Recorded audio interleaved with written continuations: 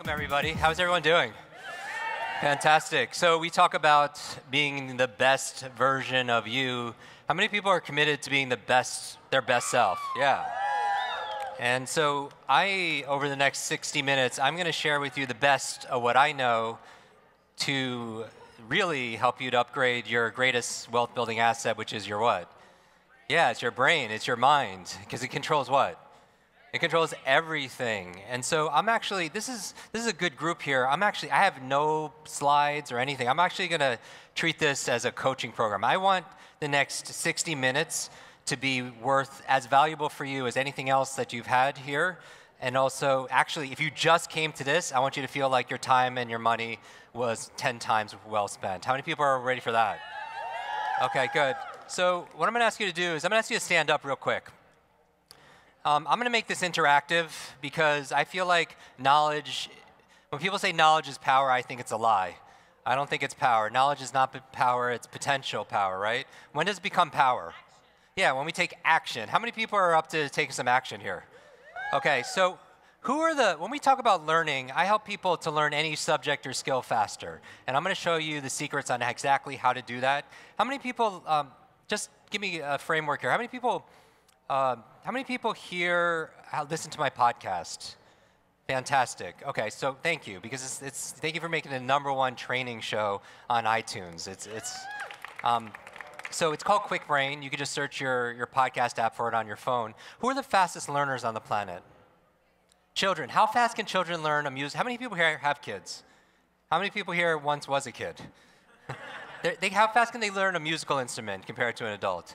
How fast can they learn another language compared to an adult? Really fast. But here's the key. What do? Why do you think kids learn so fast compared to adults? Yeah, they have questions. They have this sense of wonder. Rumi says this, trade your cleverness for bewilderment. I mean, when's the last time you felt bewildered about something, right? And children, they play all the time, right? And I feel like as we grow older, we don't play as much. And I think it's actually the opposite. I think we stop playing so we grow older. Do you know what I mean? And so I believe that here's the key. I'm going to talk about how to have an incredible memory. How many people came here today like to have a better memory? How many people forgot why you came here today? Have you ever done that? Have you ever walked into a room of like your own home and you forget why you're there? Ever open the refrigerator? Or you ever do this? You ever go to the store to buy like one thing and you come back with like 2 bags of things except for what? Like that one thing you needed to buy. Or how many people feel absent-minded, like senior moments are coming too early? Like maybe you're taking a shower and you can't remember if you shampooed your hair, so you end up doing it like 2 or 3 times. Or how many people have ever read a page in a book and forgotten what you just read, right? And you go back. Or how many people, you forget people's names? Anybody? Right? You shake their hands. As soon as you're done shaking their hand, the name just drops right to the floor, and you're like, you wonder where it is. And so I'm going to show you how to fix all that, fix your forgetfulness. But one of the keys is being able to play more. Because I respect all of you for being here, because I believe success is 2 things. Success is, first half is just showing up, because most people don't show up. You know how many people could have been here, but they're not here? So I respect you being here, because even here, it's not just the money, it's your time. Because your time and your attention is your most valuable asset. Yes or yes? Right? Because you can't get that back, right? And so I respect you for being here, so I'm going to give you 100%, but who also has to give 100% also? You do, right? And so I'm going to ask you to play full out. So what we're going to do is I'm going to ask you to pair up with someone you do not know. So get in groups of 2, find someone you do not know, introduce yourself, go.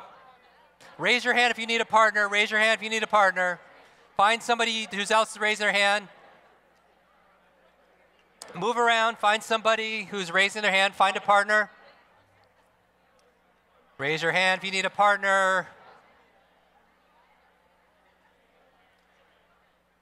Does anyone need a partner? Maybe you could be my partner. You're like, yes, sorry, I raised my hand. Can you step up here? I don't know, you good? Thank you. What's your name? Veroshka. Veroshka. It's nice to meet you. So what we're going to do, watch this. We're going to play a really quick game, okay? We're going to break up our brains really fast. And we're going to do a little bit of a brain teaser. We're going to count to 3. I'm going to go 1, she's going to go 2, I go 3, and then she goes back to what? 1, 2, 3, 1, 2, 3. So watch this. 1, 3, 2, 1, 2. 3. Ready? Go. Where are you from? Venezuela. Oh, beautiful, beautiful. Where are you from? I'm from New York. Yeah, New York. yeah. It's really good. My inviting me to this, so Oh, good. I'm very new. Okay. All right. Shh. Very good. Shh. So when you hear me go, shh, everybody repeat after me. Shh. Very nice. Now we're going to add one level to it. You're going to substitute the 1 for a clap. Okay? Substitute the 1 for a clap. So you start. 2. 3. 2. 3. You see this? Wait, don't start yet. Don't start yet. Wait. Watch this. We'll demonstrate. 2. 3, 2. 3. All right, go. That's the second one. You got it.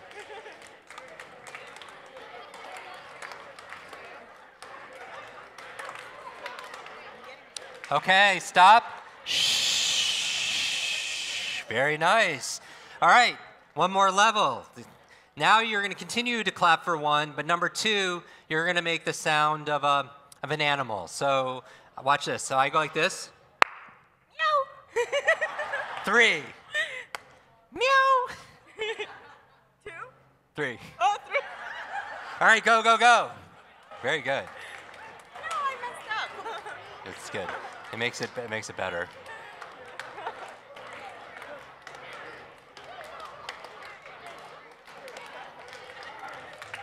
Okay, stop. Very good. Shh.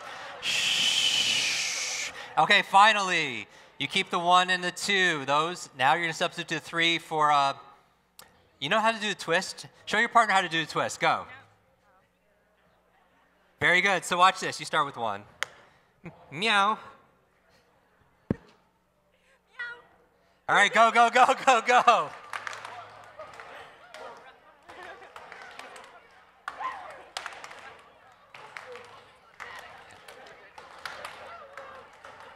All right, stop. Give your partner a hug, high five, and have a seat. Thank you. What's my name? Nice way. Yeah, you're so good. Wait, stop. Oh. Okay, so all we're doing here is this. If you want to know the secret to a long-term memory, do this. Information combined with emotion becomes a long-term memory. Information, one more time. Information combined with what?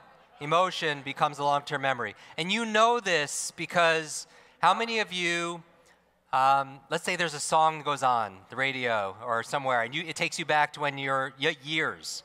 Because information combined with emotion becomes long-term memory. Maybe it's not a song. How many of you, it's a smell that could take you back to when you're a child? Or a food. You could eat like a food and it takes you back to when you're a kid, right? Because information alone is not very memorable, right? But information combined with emotion becomes a long-term memory in your brain. And you know this because back in school, what was the primary emotion you felt back in school? Sleepy. Boredom, right? Like half the class is bored, the other half of the class is confused. But on a scale of 0 to 10, boredom, what's that? 0. Information combined with emotion. If the emotion is 0, what's anything times 0? 0. And you wonder why you don't remember the periodic table, right? Or state capitals, or all the things we learned back in school. And so how many people have seen me on stage before? All right, so when I do different demonstrations, like with my memory, I always tell people, I don't do this to impress you, I do this to express to you what's really possible, because the truth is, all of you could do it also. The only thing is you weren't taught how to do it. If anything, you were taught a lie that somehow your memory, your intelligence, your potential is fixed, like your shoe size. But we know that's not true. Like we've discovered more about the human brain more in the past 20 years than the previous 2,000 years combined. And what we found is we're grossly underestimating our own capabilities, our own potential. How many people believe we have more inside of us that's showing up, right? It's just that school doesn't teach you, like, how to learn it though, right? School is a great place to learn what to learn, math, history, science, Spanish, but how many classes were on how to learn? Like how to study, how to focus, how to listen, how to take notes, how to think, how to solve problems, how to think clearly, how to read faster, right? How to remember. I always thought it should have been the fourth R in school. What are the 3 R's in school? Reading, writing, arithmetic. But what about remembering, right? What about retention? What about recall, right? Socrates says learning is remembering, because you can't have any kind of learning without remembering things. But the challenge is we have these like smartphones, and we're outsourcing our brains to our smart devices all the time, right? It keeps your schedules, it keeps your to-dos, it keeps, like, it does simple math for you, and it keeps all your phone numbers. Like, let me ask you a question. How many phone numbers did you know growing up? A lot, right? All of them. How many phone numbers do you know right now? You're lucky if you know 2 phone numbers, right? How many people have a phone number you call every day or you text every day, but you don't, honestly, if your phone is dead, you don't have your phone on you, you honestly do not know what that phone number is, right? And not that you don't want to memorize hundreds. I don't want to memorize hundreds of phone numbers, but we've lost the ability to remember just 1 or 2, right? And they call it digital dementia. Digital dementia. This idea where your brain is like this muscle, and it grows stronger with use, but it's use it or lose it, right? Use it or lose it. If you put your arm in a sling for 6 months and you don't use it for 6 months, would it grow stronger? Would it even stay the same? What would happen to it? It's atrophy, right? It would grow weaker. And a lot of people's minds the same way, right? Their mental muscles are growing weaker, right? And so it's not getting the exercise because we're relying on our smart devices, and in a way, our smart devices are making us not so smart. Right? Can you appreciate that? Also, with our smart devices, how many people feel like you're more distracted than ever? And that's a problem, right? Because your smart devices, when you're going there all the time, every app notification, social media alert, email, text, all this stuff going on, you're training your brain to literally rewired to not be able to focus. They say our focus now is less than a goldfish. All right, the goldfish is 9 seconds. Human beings are saying 8 seconds. That's how much attention people have nowadays. And we live in this world full of distraction, and you can't achieve your goals, be your best self, if you can't focus on the thing that's in front of you, right? Like when you're reading, how many people get distracted when you're reading all the time? And your mind starts to wander, right? Because you read so slowly, and that's a big challenge. So let me show you some really quick tips. You want to take notes on this, because I'm going to go this rapid fire. I'm going to teach you right now, and even if you've heard me say this before, remember, knowledge is not power, it's only potential power. It only becomes power when you utilize it. So if you can't do it and you're not doing it, I don't feel like you understand it. Is that fair? So I want to be your brain coach, right? You have a business coach, or some singers have a voice coach, or personal, for your body, you have a personal trainer or coach. I want to be your mental coach, if you will. How many people would like that this time? Good. So here's the thing. There are 4 keys to learning any subject or skill faster. Think about a subject you'd love to master. Maybe it's marketing. Maybe it's martial arts. Maybe it's music. Maybe it's Mandarin, another language. How many people here like to pick up another language, right? Any subject or skill. There are 4 keys to learning a subject or skill faster. I want you to remember this. F-A-S-T, fast, all right? And so the F stands for forget. If you want to learn something faster, you're like, Jim, this is a memory course, why start with forgetting? I want you to temporarily forget about what you know about something. Is that fair? Because I find that you won't learn something faster if you feel like, what? You know it already. And so set aside what you know about something, because your mind is like a parachute. It only works when it's what? When it's open, right? And so you want to have an open mind. They call it a beginner's mind, right? The second thing you want to forget are situational things. And here's what I mean by that. Multitasking is a myth. For those of you, let me just straight out tell you, for those of you who think you're multitasking, you're not, all right? All the research says it's not possible. You could walk and chew gum and think about something, but you can't do 2 brain activities at once, cognitive thinking, right? So if you think you're doing it, you're not. You're just switching from one thing to another. Is that fair? All right, so really what's called multitasking, it's task switching. That's the appropriate terminology. But here's the thing, every time you go from one thing to another, it takes anywhere from 5 minutes to 20 minutes just to regain your focus. So you're actually losing ground. And the science is saying that you actually make more mistakes. All right, so I'm saying focus. Okay, completely focus. So here, when I say forget, the second thing I want you to forget is what else is going on in the world that's not important, right? So if you're thinking about the kids, you're thinking about your work, you're thinking about something you're going to do later today, just write it down. Don't resist it, because what you resist, what? Persist. What you resist, persist. Don't fight it. Just write it down, and just so you can focus. Because if you're thinking about 4 different things, it only gives you about 25% of your potential to learn this. You got it? The third thing that you want to forget are your limitations. Your limitations. And what I mean by that are your limits. Here, so let me show you. Stand up real quick. Stand up. Make arm length distance from the person next to you. So move around. So if you go like this, you can't touch anything. I'm going to show you something we do with athletes. So move around, and you can't even touch the wall behind you. Now put your arms down. Jump up and down. Stop. Notice where your feet are. Now what I want you to do is pay close attention. Point forward with your right hand. Your other right hand. Okay, good. Now, without moving your feet, I want you to go clockwise as far as you could turn, and notice where you're pointing to comfortably. Turn, see how far you could go. Notice where you're pointing. Notice the spot comfortably. Come back. Put your arms down. Now watch this. Put your arms by your side. I'm going to show you something really, this is going to blow your mind. I want you to take a deep breath, exhale, and just close your eyes for a quick visualization exercise. I want you, with your eyes closed, to imagine, really imagine with your eyes closed, that you're turning again, but this time imagine, see and feel yourself turning twice as far as you did the first time. Like you're made out of rubber, you're getting a really good stretch. And then again, with your eyes closed, imagine you're raising your arm again. Just imagine, but see and feel yourself this time turning 3 times around. See yourself turning 3 times around. What does that feel like in your body? Imagine. And if you can't imagine it, imagine you can imagine it.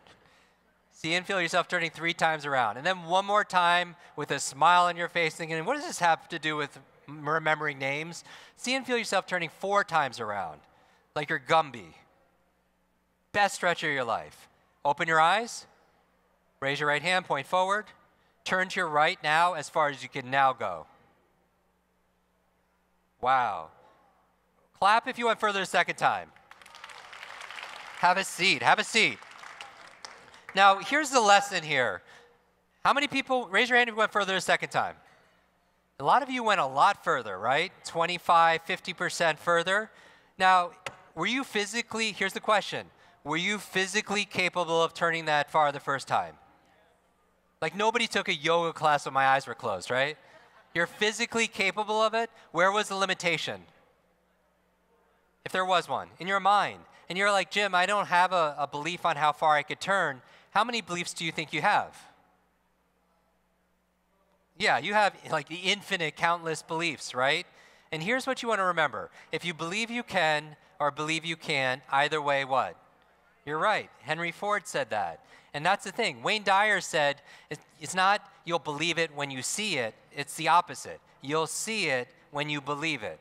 And all we did was a simple exercise where we turned, and some of you went 25, 50% further with the same amount of effort, if not less effort. But what if you could earn 25 to 50% more this year? With how many people would be very happy about that? What if you could be 25, 50%, more healthy, more vibrant, more focused, a deeper relationship, and it was the same amount of effort, right? But where's the limitation is here. Now, this exercise we just did, we do with athletes, and business people do it also as well as this visualization, right? Like athletes, they don't just do physical training anymore. What do? They do mental training. Here's an example. Roger Bannister. What did Roger Bannister do in 1954? The 4-minute mile. So nobody could run a mile in less than 4 minutes, right? That's really fast. All of a sudden, he did it. Now, how he did it was not just physical training, because everyone was doing physical training, but he would actually mentally train himself. He would close his eyes, exactly what you just did, see himself in his mind's eye crossing the finish line, and he looks at a clock, and the clock says 3:59, right? Because he knows what you know, that it has to happen where? In here before it happens where? Out there, right? You're here because I see the reason why I love you for being here, and I know you're going to be successful regardless of this, is because you show up, right? Because the other part of it is playing full out. I look at you more as a thermostat, not a thermometer. A thermostat. You want to be a thermostat, you don't want to be a thermometer. Because what's a thermometer's function do? What's a thermometer do?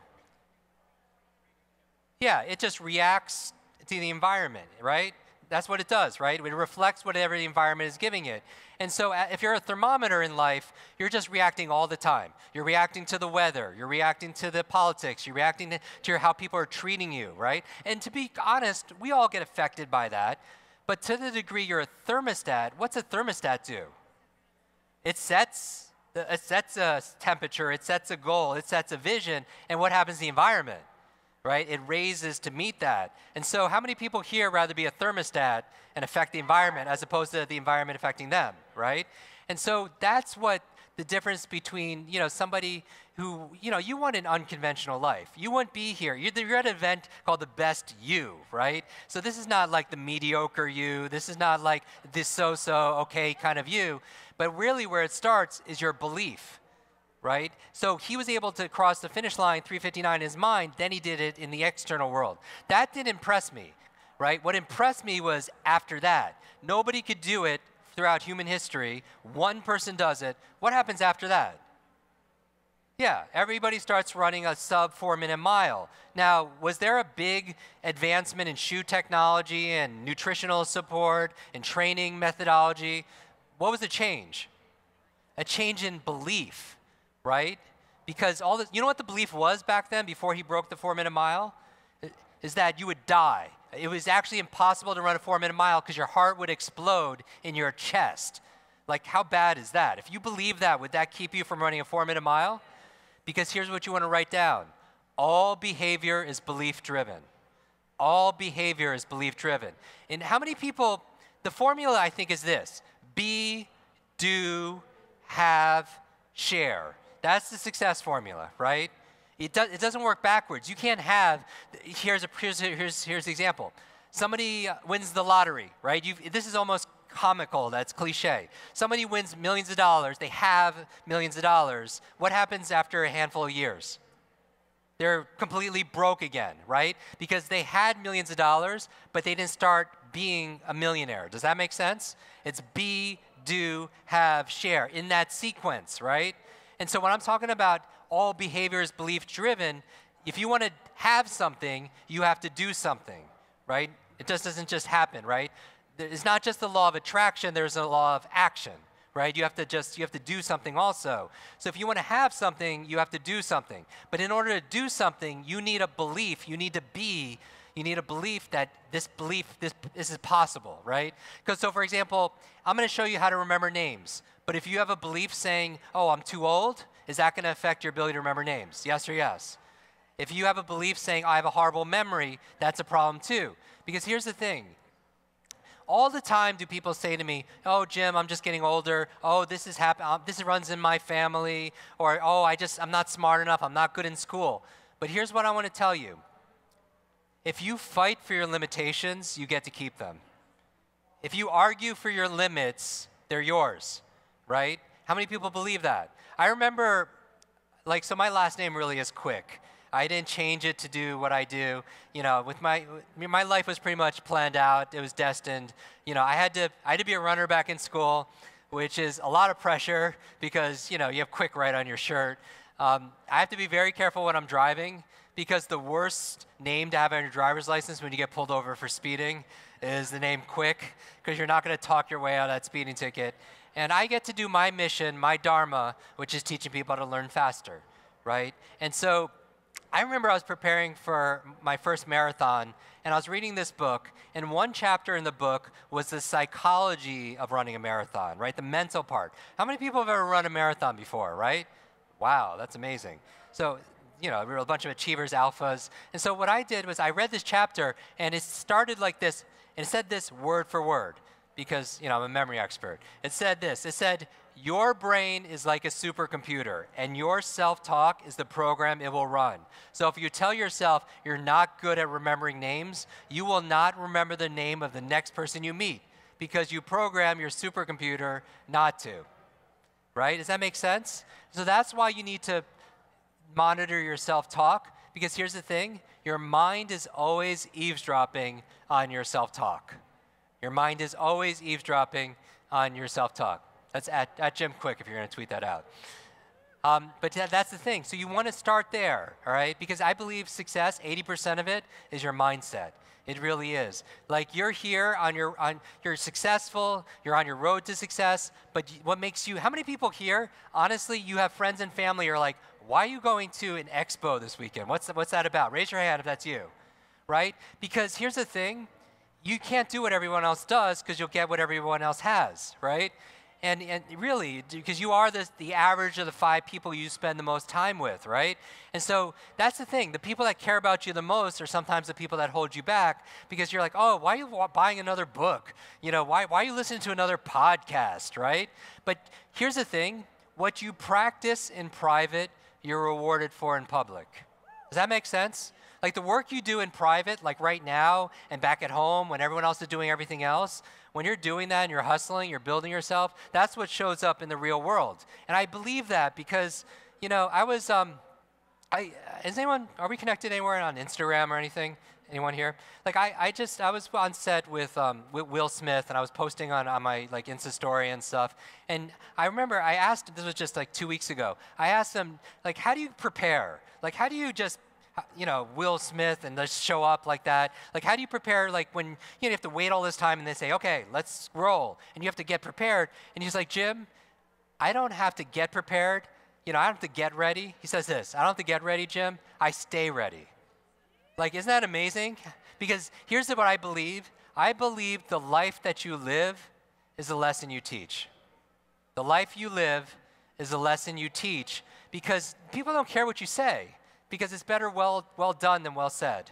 And that's the truth, right? And so we see people based on what they do. And so if you live it, you're teaching all the time. Like I never prepare for a talk. Wayne Dyer was the same way. It just, you know, I remember asking him, he's like, Jim, it just flows through me. I'm just an open channel. It's no ego. I'm just here as a conduit to be able to share this. And I know this because a lot of people don't know I grew up with learning difficulties. I had a head injury when I was 5 years old. Very bad accident. And, you know, I was found, like, I was bleeding, all kinds of things. I had learning difficulties all through school. And so I know what it's like to struggle and not have focus and not be able to read and not be able to understand things. And I struggled all through school till I was 18 years old. And I learned ways to compensate and to be able to go from below normal to maybe above normal. And that's what my mission is to help other people have better brains, because I was so upset that this wasn't taught back in school. So the F stands for forget. Forget about what you know, because you're about to learn something new. Forget about situational things so you could focus, and forget about your limitations, because you could go 25, 50% further. You get it? Even in every area of your life, because that's the thermostat that you're setting. And you could change your thermostat. You know, whatever money that you make right now, you might not want to hear it, but it means your thermostat is set for that level. Does that make sense? Because if your thermostat is set to paying the bills and making sure your rent and mortgage is paid and that, then you'll make that, right? But it starts with belief. And it really starts, I think, with self-love. You know, loving yourself enough to know that you deserve better, right? And it's okay, and going over all kinds of beliefs saying it's okay to make money, or it's okay to be healthier, it's okay to be loved. Because self-love and self-care is not selfish, right? You can't, I tend to attract a lot of people who are always helping everybody else. How many people here are the ones that your family goes to, your friends go to when they're in trouble, everything else, your clients, your customers? But you can't be a martyr for everybody and have nothing left in your cup, right? You know, you need to grow so you have more to give. If you're always giving, you have no more. You're spent, right? But it's cliche, like when you're in the airplane, you put whose mask on first? You put your own and then everybody else around you. So this is self-care. This is training you, taking care of you. And this is the most important time, right? Because if you don't take care of you, you can't take care of anybody else. So forget about everything else that's going on in the world. Take care of you. The A in FAST stands for active. You want to be active. Because here's the thing, when you want to learn something, you need to participate. So how can you be more active in learning? Just shout it out. Yeah, you take notes, you ask questions, right? You think about ways of sharing with other people. Because here's the thing, How many people feel like there's too much to learn, too little time? How many people have books on your shelf you haven't read yet? And it's like shelf help, not self-help. It's like sitting on the shelf, right? You're overloaded. How many feel like you're keeping up, it's like taking a sip of water out of a fire hose? Too much, right?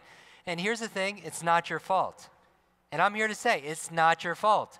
It's because we all grew up with the 20th century education. And the 20th century education prepared us for a 20th century world with, at the turn of the century, it's working in factories and farms. Not the world we live in today, though. We live in an age of electric cars, spaceships. They're shooting up to Mars, right? But the vehicle we use to learn is like a horse and buggy. And that's why you feel like you're behind. But a 20th century education prepared you just to listen, to sit quietly by yourself, to consume information. And you don't learn by consuming information. You learn through creating. Like, we are all creatives, right? Until sometimes our school system, and here's the reason why you want to be right-brain creative, is because everything is being outsourced, right? Everything is three things. This is the future, watch this. 3 A's, automation, AI, and Asia.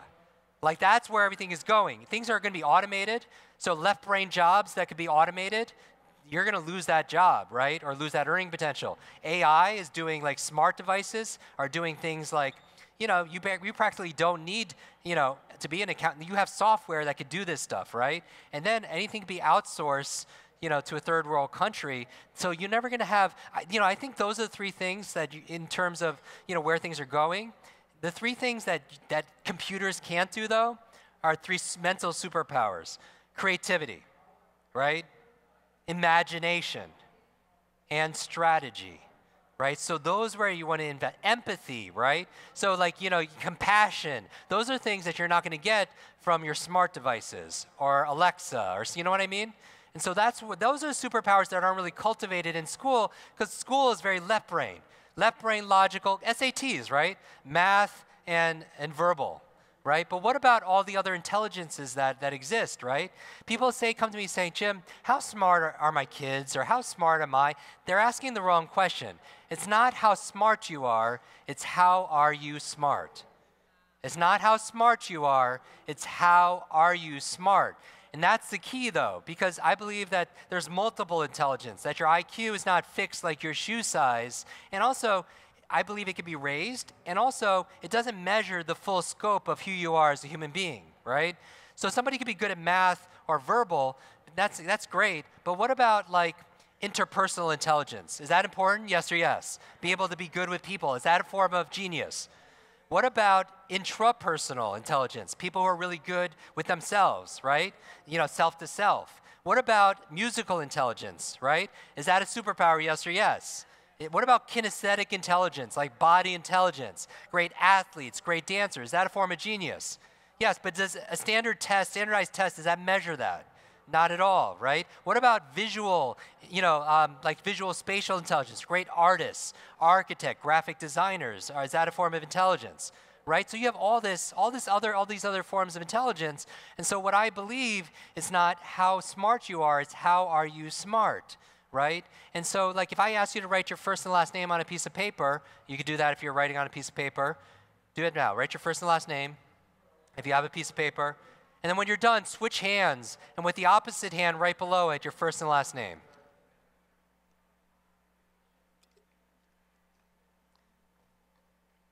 And then show your neighbor. So what does that look like? Some of you still writing, right? But here's the thing, but you feel it, the difference, right? Which one was faster, number one or number two? Number one. Which one was more comfortable, number one or number two? Number one. Which one was better quality, number one or number two? You're like, Jim, I have very bad handwriting. It looks the same to me. But so notice number two, though, took longer, right? When you're not writing with your dominant hand, took longer. It feels less comfortable, and the quality is not as good. But let me ask you a question when you're learning something. How many people here, in the past, there's been a subject you're really, really interested in, but for some reason you're in a class and you're just not getting it, right? Because the teacher, get this, maybe the way you prefer to learn it is different than the way the teacher prefers to teach it, and you're like two ships in the night, in the dark, and you pass each other. and you don't even really connect. You don't even know the other one's there. There's no learning there because you're trying to learn it with the opposite hand. So it takes longer and it's more uncomfortable, right? And the quality is not quite as good. But if you learn how you learn when you're at your best, the best you, your best brain ever, then you can apply that towards everything, towards learning a language, towards focusing on work, towards getting things done, towards giving a speech, without notes. But the key is you need to be active. So the A in FAST is active. Here's what you want to remember. Learning is not a spectator sport. Learning is not a spectator sport. Life is not a spectator sport, right? You can't sit on the benches. You need to get involved. The S in FAST, and this is probably the most important part of the equation for mastering your mind, the S in FAST is state. State. Because here's the thing. When I say state, what do I mean? Yeah, it's just like how you feel, right? The essence of you, your mood. Remember I said information is not enough? Right? Information plus what? Emotion becomes a long-term memory. Music, food, all the fragrant, things that put you in an emotional state are the things that you remember. You don't remember things that are boring and dull, right? So who controls how you feel? Who controls? This is the active part, guys. Yeah, you control how you feel. Like, for example, right now, stand up and just put a big smile on your face, like your billion-dollar smile. And just look up, put your big billion-dollar smile. And just up your level in terms of how you feel, right? Feel like whatever you're feeling on a scale of 0 to 10, make it higher. Now, yeah. So turn to your neighbor and show me your billion-dollar smile. Both your neighbors, go back and forth, right? Now have a seat, have a seat. Now how many people feel a little better? Yes or yes? Because you control your state. Recently, I talk a lot about superheroes, right? Because I told you I couldn't read growing up as a kid, and I taught myself how to read by reading comic books. Something about comic books brought the words to life, and after this, I'm going to go to. There's a WonderCon in Anaheim, and I love geeking out and dressing up like superheroes. But I talk about superpowers, right? That I think if knowledge is power, learning is your superpower. And it's a genius that you all have inside of you. But just nobody shows you how to unleash that superpower. Like how often is it you get together like a group here and spend an hour talking about genius, right? And whispering, masterminding with each other and showing each other how to be the best version of yourself. But recently I got to introduce two of my superheroes together, modern day superheroes. It was Richard Branson and Stan Lee. They wanted to meet each other and we went out to dinner. And in the car, and I posted a picture on Instagram, I'm in the car with Stan. Now Stan Lee, right? Not Stan Lee. Who's Stan Lee? He created what? Right, yeah. He created Spider-Man, X-Men, Fantastic Four, Avengers, right? All the, like Black Panther, all these characters. And, I asked him who's favorite. He's like, Iron Man. And he's like, Jim, who's your favorite? And Stan, you'll see in the picture, has a picture of of Spider-Man on his tie. And I'm like, oh, Spider-Man. And without a pause, he goes, Jim, with great power comes what? And you all know that, right? Great responsibility. And I have dyslexia, right? So I always switch things in my mind. It's one of my learning difficulties, especially when I was a kid. And I switch things automatically. And I was like, Stan, you're right. With great power comes great responsibility. When you're in a position of power, you have responsibility to wield that power to serve, to make impact, right? To be a servant. And I reversed it, though. I was like, with great power comes great responsibility. And the opposite is also true. With great responsibility comes great power. Now let that hit home for a while. Like with great responsibility, when we take responsibility for something, we have great power to make things better. Is that true? And the thing is how many people here are entrepreneurs or want to be entrepreneurs? Right? Wow, huge. Now your values probably are freedom, right? You want to do what you want, when you want, with who you want, for as long as you want, wherever you want, right? Because you want the freedom, right? All those things like yes, yes, yes. But here's the thing, when it comes to discipline, maybe, it's like, oh, I don't want to do those things because it's like a prison. But I'm telling you, if you can't get yourself to do the things you know is good for you, meditation, right, journaling, singing or working out or eating a good diet or making those calls or doing the work, right, the deep work that what you practice in private, rewarded for in public, if you can't get yourself to do that, then you're in prison. Right? Because I believe discipline equals freedom. Discipline equals freedom. Because if you can't do this stuff, see, here's the thing. Like, if you walk away with one thing, like, you're like, what does this have to do with memory? This has everything to do with memory. Do people see this? Does this have everything to do with, like, achievement and learning, right? Because how you do anything is how you do everything. How you do anything is how you do everything. One of the most popular podcast episodes we did, every podcast is 10 minutes long, is my morning routine. Because I believe if you want to win the day, you got to win that first hour of the day. You know what I mean? Win that first hour, you got momentum, and you won that day. But you had to win that first hour. And the most successful people, yes, you have your to-do list. Raise your hand if you have a to-do list. And the most successful people also have a not to-do list. They have a list of things they will not do. Because you have to say no to good so you can say yes to what? To great. Right? Because you could do anything, but you can't do what? Everything. And here's the thing.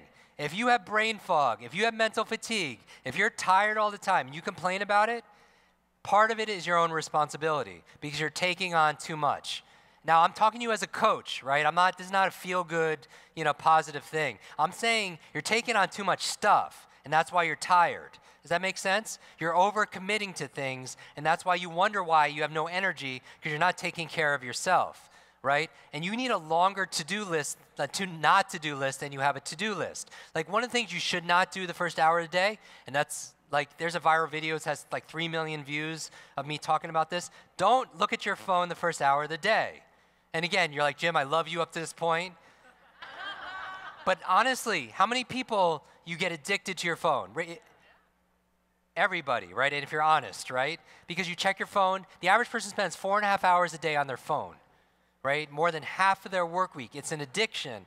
And I'm telling you, the reason why you don't want to pick up your phone the first hour of the day is because when you wake up in the morning, you're in this alpha state, this alpha theta state. It's a relaxed state of awareness. For those of you who have hypnosis, know this is the deep state where your unconscious is very available. Your subconscious is there.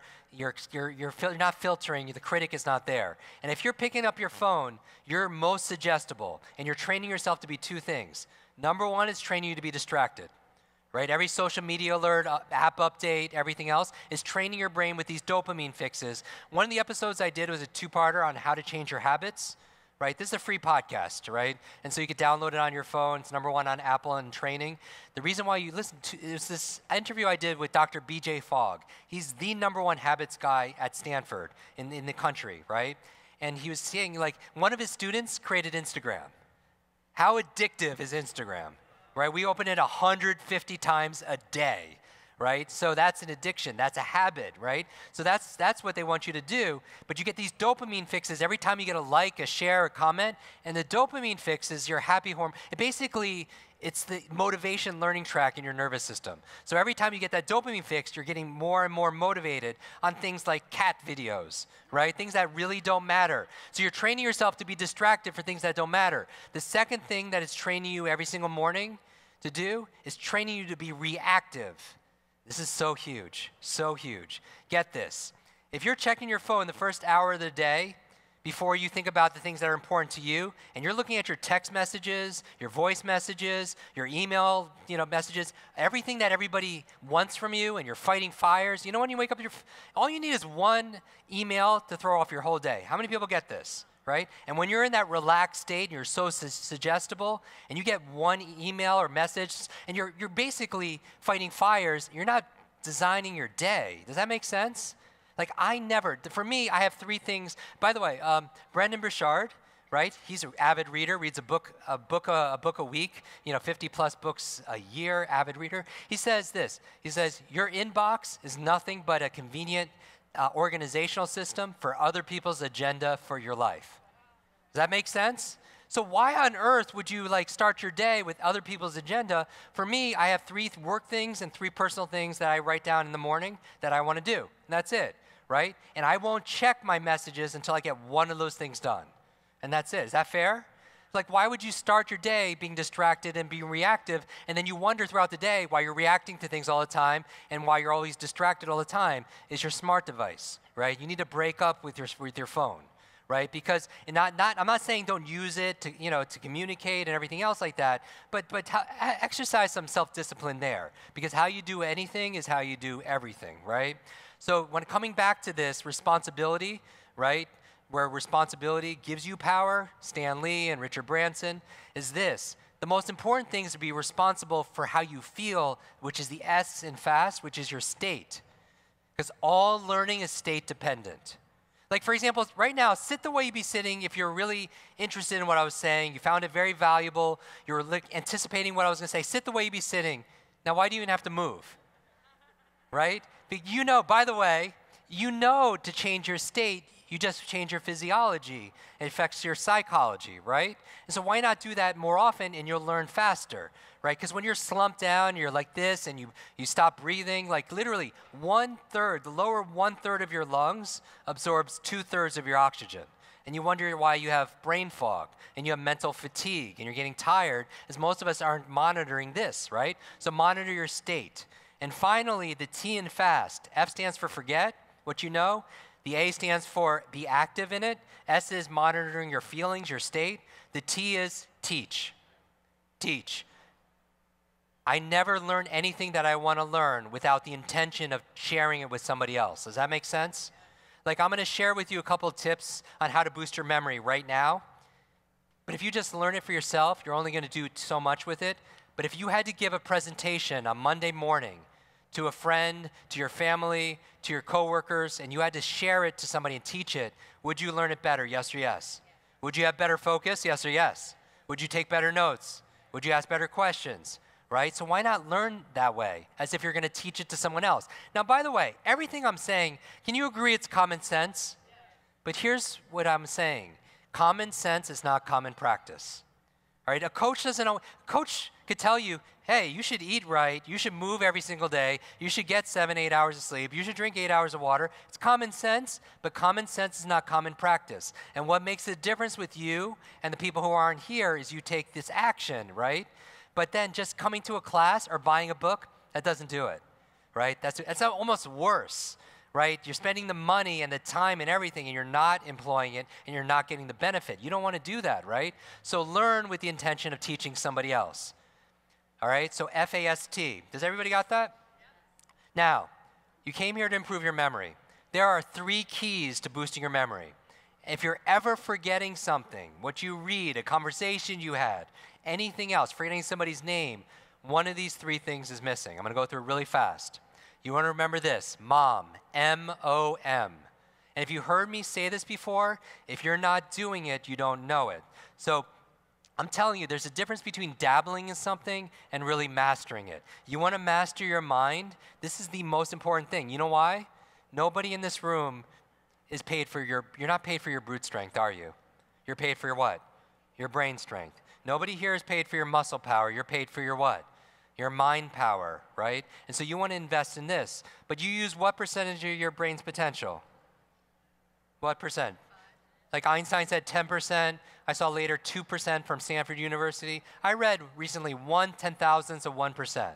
That you have enough brain power to last you 1,000,000 lifetimes, right? Now, I believe you actually use all your brain, but some of us use it more efficiently than somebody else, other people. Does that make sense?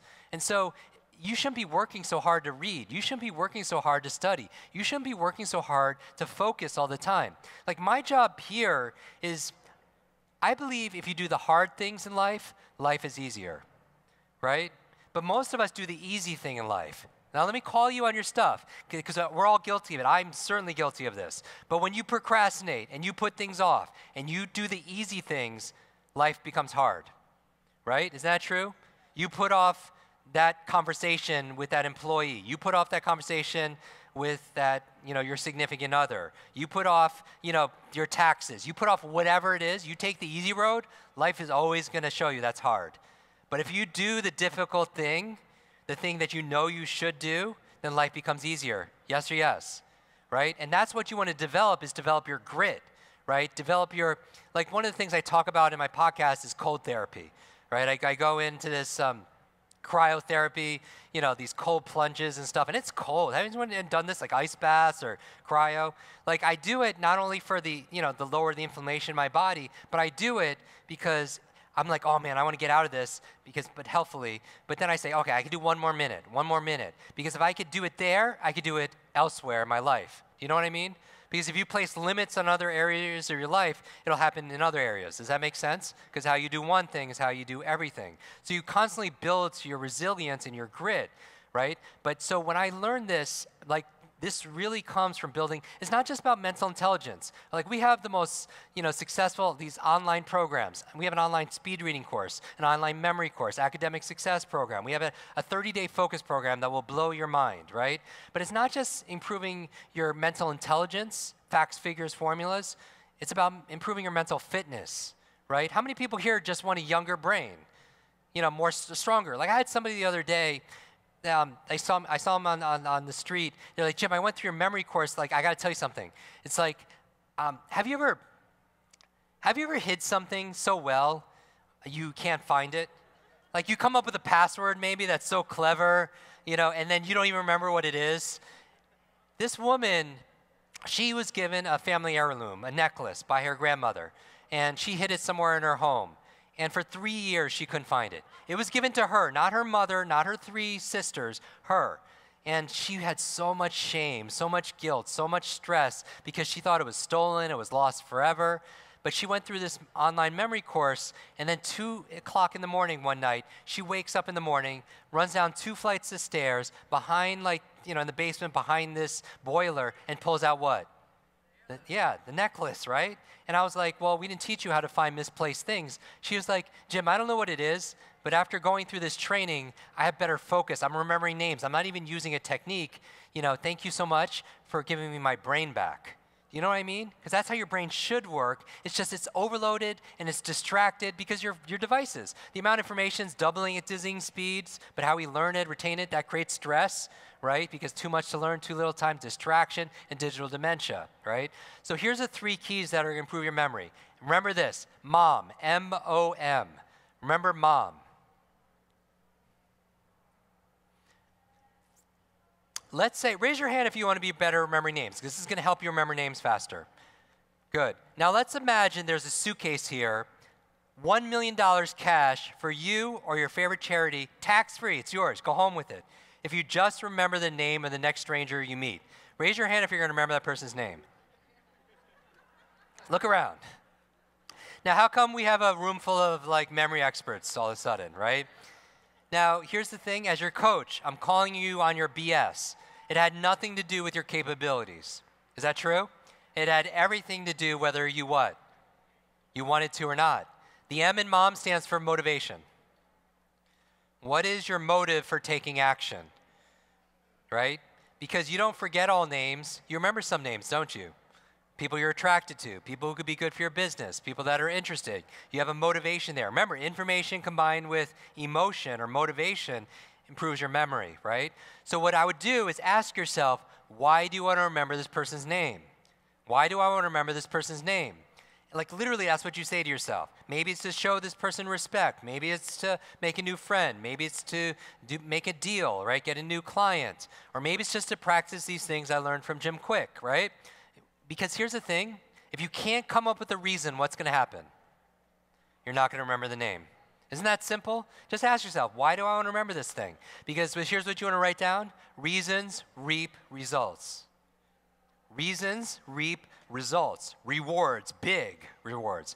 I believe there's a success formula to achieve anything you want in life. How many people want to know what it is? That's it? Achieve anything you want in life, right? H cubed, 3 H's. Head, heart, hands. That you could visualize things in your head all day. You could set goals in your head. You could affirm things in your head, self-talk, everything. But if you're not acting with your hands, how many people are guilty of that? You set a goal for your health or your weight or your income or whatever it is, and you're not doing what you need to do with your hands, check in with the second H, which is your what? Your heart. Heart is emotion, the energy of motion, right? Start with why. One of my favorite business books by Simon Sinek, Start with Why. Start with your why, right? So come up with why do you want to remember a person's name. The O. Let me show you this. Everyone look at me, do this. Shake out your right hand, put your pen down. Shake out your right hand. Everybody, make a fist, put it to your chin. Now come on, where's your chin? The O in MOM stands for observation. Observation. A lot of people, they blame their memory issues. They blame their retention. It's not your retention. It's your attention. Let me say it again. It's not your retention. It's your attention. There's a picture on Instagram, and I drop a lot of names. It's not because of the celebrity of it. It's because when you think about these people or you see them in the TV or whatever it is, it will remind you of the lesson. Does that make sense? So on my Instagram, I post a picture of me. I was at a fundraiser, and it was 2,000 people. I got assigned to this table. I go to the table, and I'm the first one there. And after that, Forrest Whitaker sits down right next to me. And you might have seen this picture on Instagram. After him, Richard Branson, Ashton Kutcher, Ashton Kutcher's twin brother, which I didn't know he had a twin brother. And then 20 minutes into dinner, President Bill Clinton sits right next to me. And this is the second time I had a chance to meet him. The first time was very, very brief, but he remembered my name. And he remembered also our last conversation. Now, is that mind-blowing? Now, regardless of your political beliefs and ideology, do you believe that President Clinton is a great communicator, a great, connector, charisma?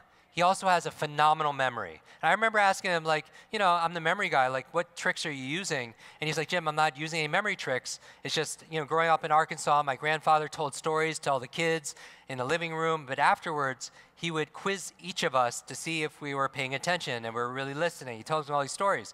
And when he's telling me these stories, I noticed something. I felt funny about it, though. I couldn't figure out what it was.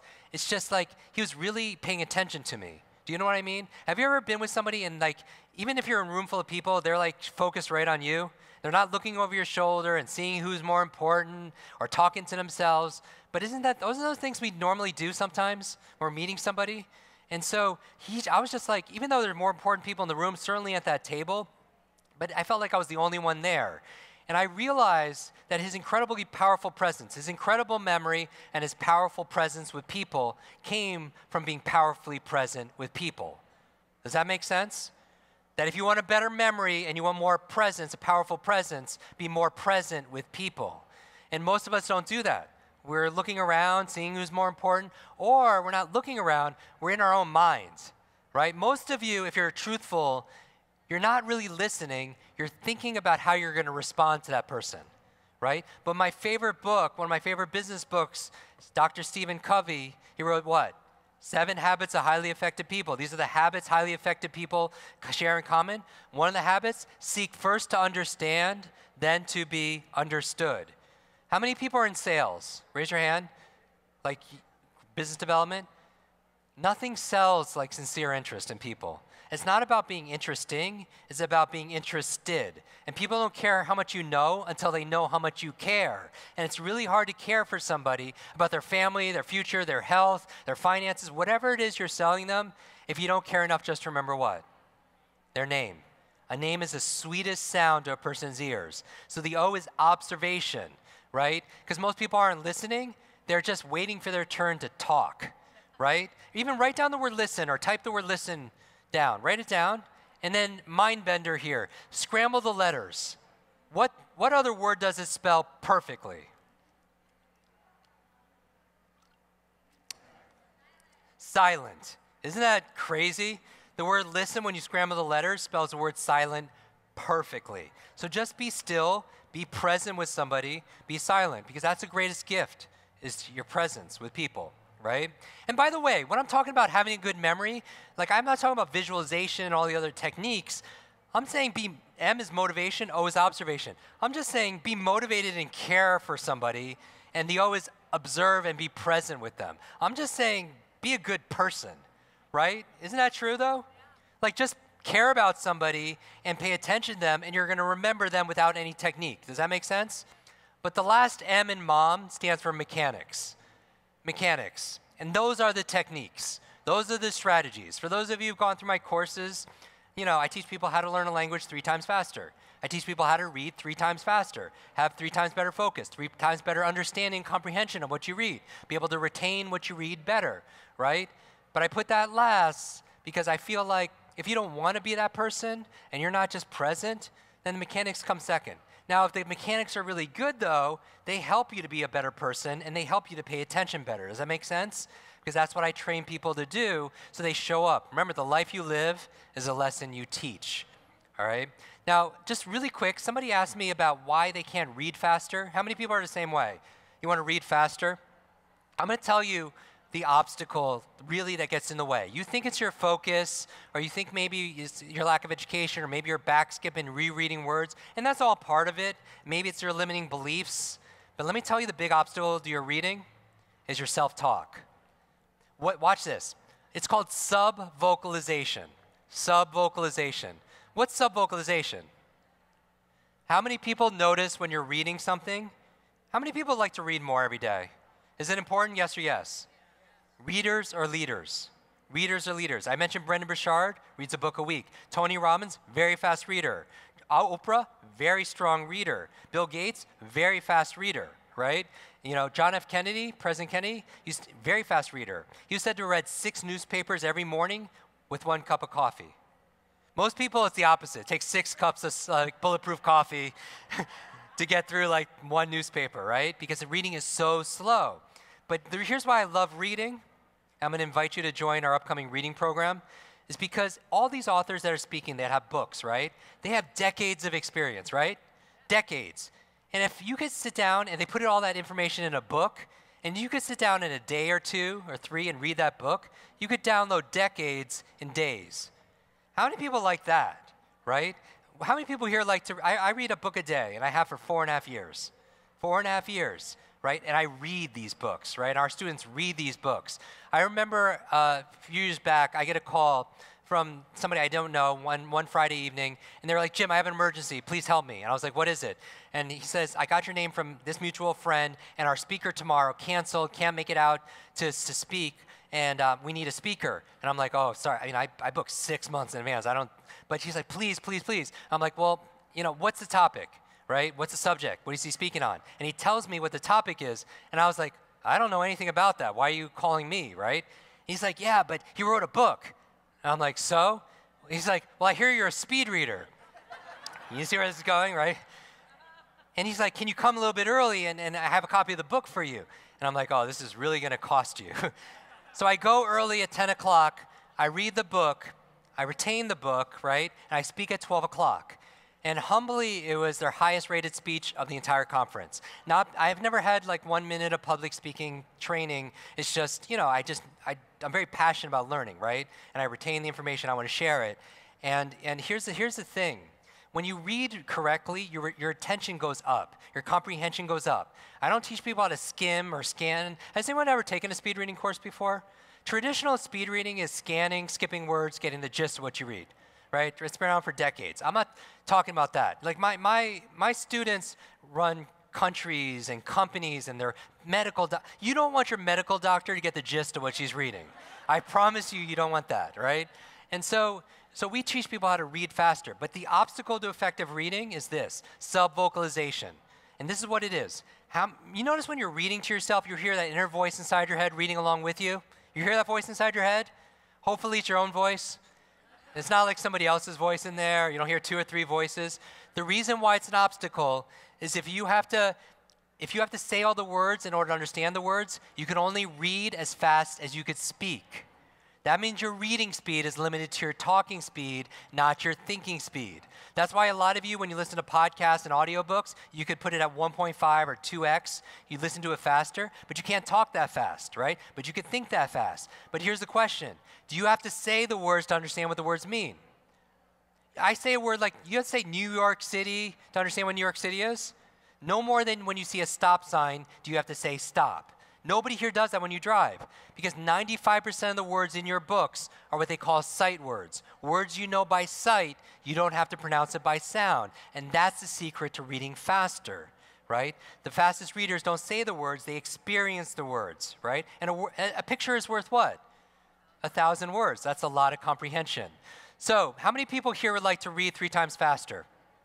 How many people here like to have 3 times focus? Right? Not get distracted. How many people also like to retain what they read, understand what they read 3 times better?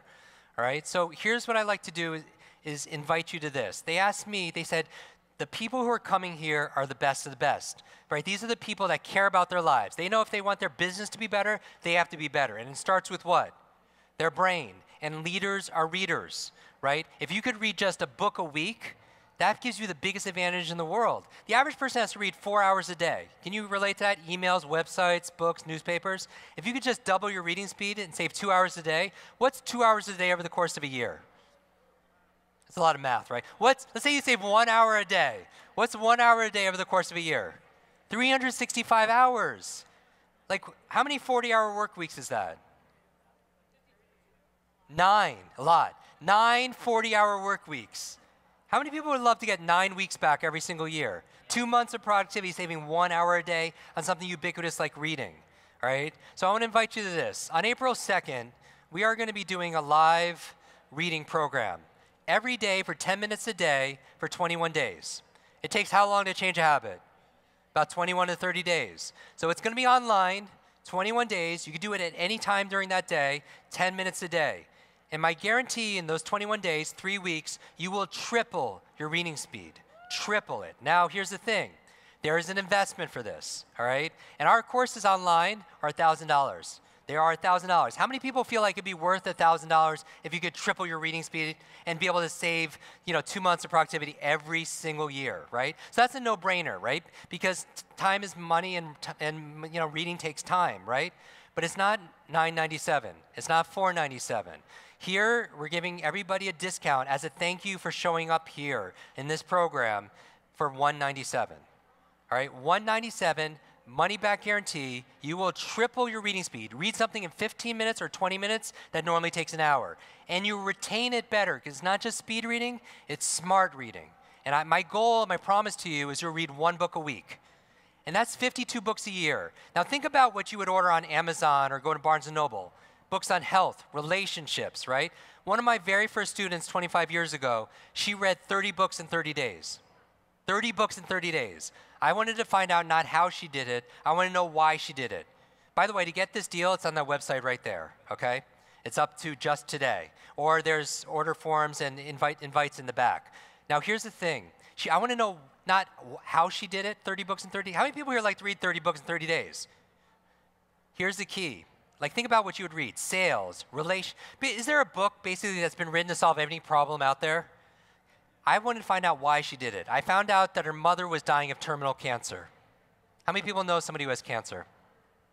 This is hard for me to talk about a lot, but what happened was her mother was dying of terminal cancer. Doctors gave her 60 days to live, 2 months to live. And the books she was reading were books on health, wellness, energy, books to help save her mom's life. I told her I say prayers, keep her in thoughts. 6 months later, I get a call. The phone rings. And this young woman, she's crying, she's crying, she's crying.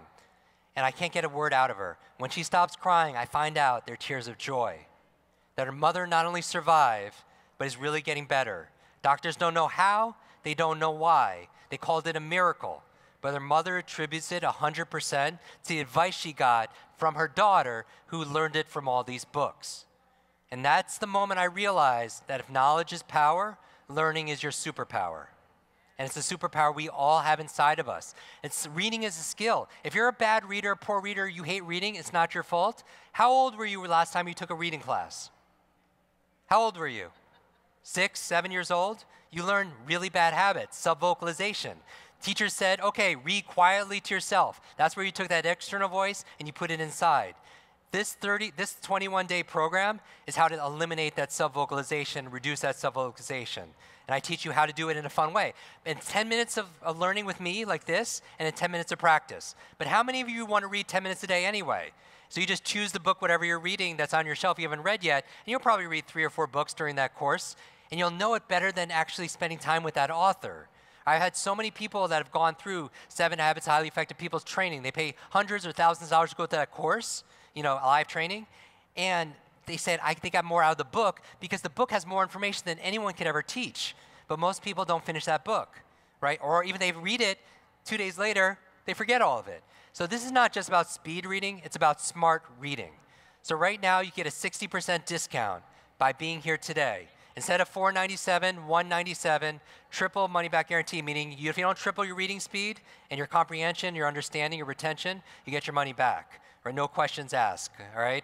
Plus, I'm going to upgrade everybody here to lifetime access. So even if you don't go through it for the 21 days, if you want to do it 21 months from now, you have it for you and your family. Is that fair? Yes or yes? And if I ever upgrade it, you get access to that also as well. All right, so my goal is your success is my success. I'll end with this. The invitation forms are in the back. Can you raise your hand if the invitation forms are there? And I'll be in the back there with there's a bookstore there. I'll be there just answering questions and everything else like this. I'll leave you, or you go to this website by the end of the day today. It's only for people here. Please don't share it for you and your families. Here's the last thing I'll leave you with. I compare your life to an egg. That if an egg, think about it. If an egg is broken by an outside force, life ends, right? But if an egg is, so here's the thing, because you're all videotaping this. If your life is like an egg, if an egg is broken by an outside force, life ends. But if your egg is broken by an inside force, life begins. All great things begin on the inside. And you have greatness inside of you, you have genius inside of you, and now is the time to let it out. Thank you very much. Oh yeah, let's hear it for Jim Kwik. Jimmy Kwik, I got to shake your hand. Hey, Tony. Thank you very much.